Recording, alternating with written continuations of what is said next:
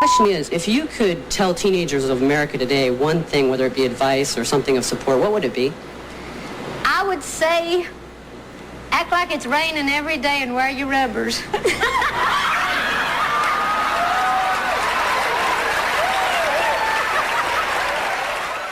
Now, with the best, worst, and least dressed list of 2000. I'm in that, you know, of all time. The worst dressed of all time. It said, swear. Are you really? I swear. The worst dressed of all time? Yeah, see, there it is. What does it say? Well, I don't think you're that bad. Well, you know what? It's just the way I look. It's like I honestly have designers at some of these awards shows pay me not to say who designed my gown. Welcome to Clip Fame, where Hollywood's funniest moments. I think most country people. It's hard to believe Dolly Parton passed away just yesterday because every time you watch her old talk show appearances, that same energy is still right there. She was a woman who loved glamour, knew exactly what she wanted, and was confident enough to turn her hair, her outfits, and even stories about herself into part of the joke. If you love moments like these, please like the video and subscribe to Clip Fame as we keep these. Well, then what happened? What do you mean, what happened? These two big lumps came up and they never did go down. Gotcha!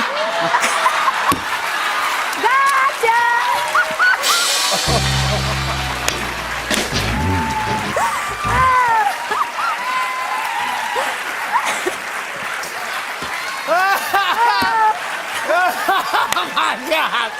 I did it. You fell for those. Is that a true story? She can get a host down on his knees, laughing while barely changing her expression. And sometimes Dolly doesn't even need a whole story.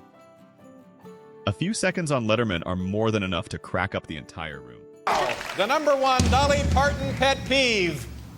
Nobody notices I've got a great ass, too. Dolly always seems half a beat ahead of whoever's interviewing her. So when Barbara Walters gets direct about her appearance on live television, Dolly practically just waits for the right question before turning the whole interview into comedy.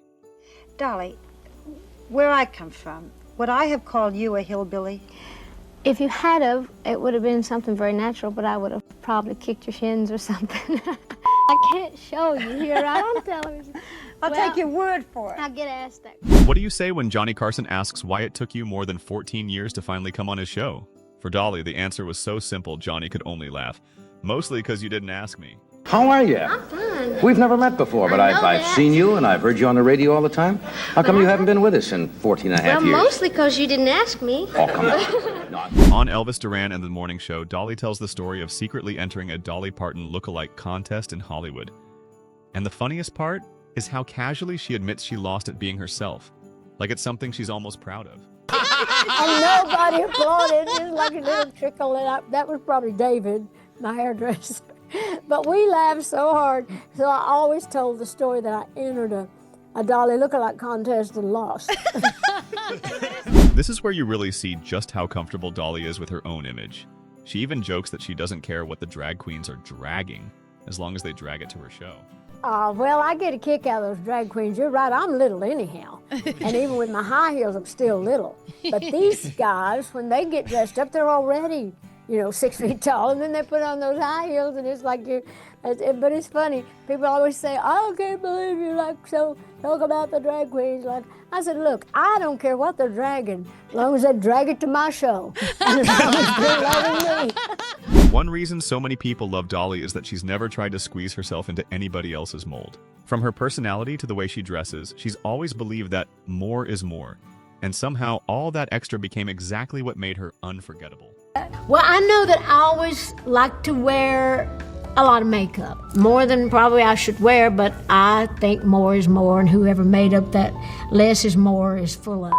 But that big old puffy hair, I would imagine somebody probably said, why don't you do kind of like a little Marilyn look? Marilyn Manson, more like it. But anyhow, I was so hoping that this particular record, Here You Come Again, was going to be a hit, because all of my fans in country, a lot of the people in the business were saying, Dolly, you're making a big mistake. You don't need to leave country music. I said, I'm not leaving country. I'll take country with me wherever I go, because I am country. But I was so happy. Maybe it's because Dolly genuinely loves who she is, but she always wants to show up as the version of herself she likes best. To the point where, in California, she kept her hair and makeup ready just in case an earthquake sent her running outside and a news camera caught her looking not quite Dolly. outside the house unless it would have to, well, you know, it's like I clean in my face, but I usually try to wear a little makeup, especially when I'm in California with all the earthquakes. I always leave my makeup on at night, and I do. I leave a wig on a lamppost or somewhere nearby, so in case I have to be rushed out in the street and the news are there, you know, the news people are like every day. What's funny is that Dolly has always treated loving yourself as a kind of freedom. As a woman, you don't need anybody's permission to look the way you want. And if something makes her feel more confident, she's never been afraid to say it out loud. I get asked that question. I always answer that by, because people are in awe of the whole thing. You know, a lot of people say I have, a lot of people say I haven't. I always say that if I hadn't have had it on my own, I'm just the kind of person that would have had me some made. You don't have to look like this. You're very beautiful. You don't have to wear the blonde wigs. You don't have to wear the extreme clothes, right?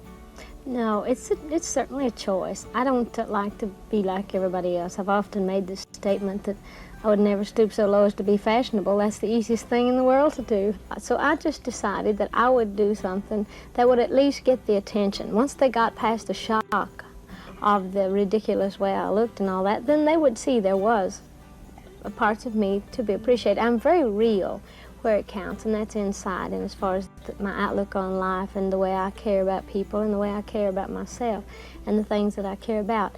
But I just chose to do this, and show business is a money-making joke, and I've just always... Kelly is giving Dolly this genuinely heartfelt thank you, while Dolly is basically just waiting for the perfect opening to tease her. And suddenly, what was supposed to be a touching moment turns into a room full of laughter.